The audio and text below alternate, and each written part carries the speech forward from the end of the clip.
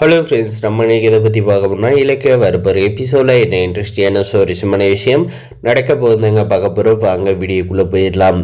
இந்த அஞ்சலி பார்த்தீங்கன்னா நம்முடைய கார்த்திகை விடமாட்டா போல இருக்கு. ஏன்னா அவளுக்கு பணக்கார வாழ்க்கையை வாழணும். அதுக்காக கார்த்தியை கையில் வச்சுக்கிட்டு தலையாட்டு பொம்மை மாதிரி ஆட்டி வைக்கலாம் அப்படின்ற மாதிரி பார்த்தீங்கன்னா அந்த தருதலை யோசிச்சுக்கிட்டு நம்முடைய கார்த்தியோட லைஃப்பும் இல்லாத நம்முடைய கௌதமோட ஃபேமிலியை கொலாப்ஸ் பண்ணிட்டு இருக்காங்க. ஆனால் கௌதமோட ஃபேமிலி இப்போ கலைஞ்சி நாசமாக போகிறதுக்கு காரணம் கௌதம் இலக்கியாவுமே ஒரு காரணமாக இருக்காங்கன்னு சொல்கிறப்ப தான் வருத்தமாக இருக்குது. மறக்காத நம்ம சேனலை சப்ஸ்கிரைப் பண்ணி வச்சுக்கோங்க. இந்த அஞ்சலி பார்த்திங்கன்னா நம்முடைய கார்த்திகோட ஆஃபீஸில் போயிட்டு மறுபடியுமே பிரச்சனை பண்ண ஆரம்பிச்சிட்டாங்க. என்னை ஏற்றுவ கார்த்திக், நான் எந்த ஒரு தப்பு இனிமேல் செய்ய மாட்டேன், எனக்கு திருந்துறதுக்கு ஒரே ஒரு வாய்ப்பு கூட, நான் திருந்திட்டேன் அப்படின்ற மாதிரி சொன்னவன் பார்த்தீங்கன்னா நீ எந்த காலத்துலேயும் திருந்த மாட்டேன், நீ எப்படி நொடிக்கு நொடி மாறுன்றது எனக்கு நல்லா தெரியும் அப்படின்ற மாதிரி நம்முடைய கார்த்தி சொல்லிட்டு மரியாதை இங்கேருந்து கிளம்பி வெளியே போயிருக்கீங்களா, போலீஸை கூப்பிட்டு பிடிச்சி கொடுத்துருவேன் அப்படின்ற மாதிரி நம்முடைய கார்த்திக் சொல்கிறாங்க. அதில் பார்த்திங்கன்னா இந்த கார்த்திக்கு நீ போலீஸ் கால் கால் பண்ண அப்படின்ற மாதிரி சொன்னது பார்த்தீங்கன்னா சரி இது கால் பண்ணுறேன் அப்படின்னு சொன்ன பயப்படுறாங்க. ஆல்ரெடி உன்னை மனித உரிமை ஆணையம் போலீஸ் எல்லாருமே நீ கூப்பிட்டு வீட்டை அசிங்கப்படுத்த நினைச்சேன். ஆனால் நீ அசிங்கப்பட்டு போனது இங்கே யாருக்கும் தெரியாது, பரவாயில்ல, அதை நான் இவங்க எல்லாரும் முன்னாடி நிரூபிக்கிறேன் அப்படின்னு சொன்னதும் பார்த்தீங்கன்னா அந்த அஞ்சலி பார்த்தீங்கன்னா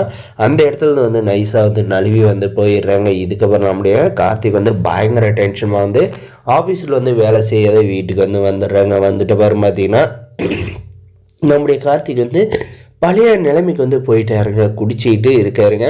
அதுபோக பிரியாவை அவரால் மறக்க கூட முடியலைங்க. ஏன்னா பார்த்தீங்கன்னா அந்த அளவுக்கு அவர் பிரியாவை காதலிச்சிட்டாருங்க. அது தெரியாது இந்த ரெண்டு தற்குறிங்களும் இந்த இலக்கியாவும் கௌதம் பார்த்தீங்கன்னா பிரியாவை கண்ணு கெட்டாத தூரம் அனுப்பி வச்சுட்டாங்க. நம்ம கார்த்திக்கு பிரியா எங்கே போயிருக்காங்க என்னன்னு தெரியாத பயங்கர யோசனையில் இருக்காங்க. எப்படி பிரியா கண்டுபிடிக்க போகிறோம் அப்படின்ட்டு நம்முடைய கார்த்திகோட மனசில் ஆசையை வளர்த்து விட்டுட்டு இப்போ ஒன்றுத்துக்கு இந்த இலக்கியாவோட மாமா பொண்ணுன்ற ஒரே காரணத்துக்காக இந்த கௌதம் இந்த இலக்கியா சொல்கிறதுக்கு எல்லாம் தலையாட்டிக்கிட்டு போய் அவளை திரும்ப வீட்டுக்குள்ளே கொண்டு வரும்னு நினைக்கிறா பார்த்தியா. இது கேவலமான விஷயம் தாங்க நான் சொல்லுவேன். சுத்த ஒரு மாட்டுக்கு ஒரு சூடுன்ற மாதிரி அவெல்லாம் எந்த காலத்துலேயும் திருந்த மாட்டான். இந்த இலக்கியாவும் அந்த அஞ்சலி எவ்வளோதான் தப்பு பண்ணாலுமே தங்கச்சி நொங்கச்சின்னு கூட சேர்த்திட்டு சுற்றுறதுக்கு மட்டும்தான் லாக்கியாக இருப்பாள். கம்முன்னு சைலண்ட்டாக இவளை அடித்து இந்த வீட்டை விட்டு துரத்தி இருந்தால் சீரியலே நல்லா போயிருக்குன்னு நினைக்கிறவங்க மறக்காத சப்ஸ்கிரைப் பண்ணி வச்சுக்கோங்க. இதுக்கப்புறம் நம்முடைய கார்த்திக் பார்த்தீங்கன்னா பிரியாவை எனக்கு இல்லாத உலகத்தில் நம்ம இருக்கக்கூடாது, அவளை தேடி கண்டுபிடிக்கிறது ரொம்ப கஷ்டமாக இருக்குது, எங்கே போனான்னு தெரில. நம்ம விஷம் குடிச்சிட்டு ஹாஸ்பிட்டலில் அட்மிட் ஆனால் இல்லை கண்டிப்பாக வருவாள், அப்படி இல்லை நம்ம செத்துட்டாலுமே நம்முடைய இறப்புக்கு வருவாள்ல அப்படின்ற மாதிரி பார்த்திங்கன்னா நம்ம கார்த்தி பிளான் பண்ணிவிட்டு குடிச்சிட்டு ரூமில் விஷத்தை எடுத்து குடிக்க போகிறாருங்க. அதை யாராவது பார்த்து தடுக்க போகிறாங்களா?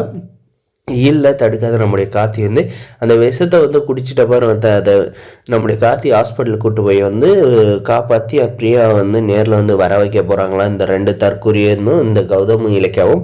இல்லை நம்முடைய இது சரிப்பட்டு வராது, அந்த அஞ்சலி கார்த்தி கூட சேர்த்து வச்சு ஒத்த காலம் ரெண்டு ரெட்டை காலம் பிறந்துக்கிட்டு போகிற மாதிரி செய்ய போகிறாங்கன்னு நினைக்க போகிறேன். சப்ஸ்கிரைப் பண்ணி